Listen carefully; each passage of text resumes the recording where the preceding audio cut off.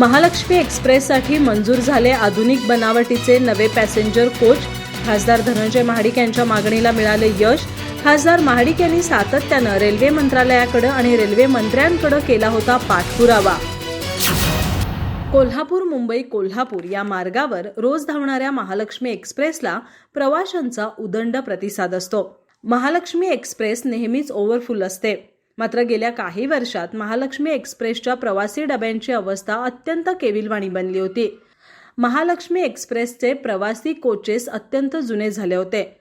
Railway डब्यातील खुर्च्या, झोपण्याचे birth यासह सर्व सामग्री जुनी झाल्यानं प्रवाशांमध्ये नाराजी व्यक्त होत होती. शिवाय अनेक डब्यांमध्ये अस्वच्छता असायची.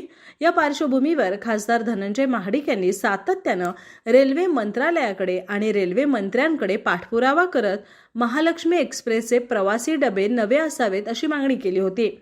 या मागणीला यश आलं असून रेल्वे मंत्रालयाकडून खासदार महाडिक यांना महत्त्वाची माहिती कळवण्यात आली आहे.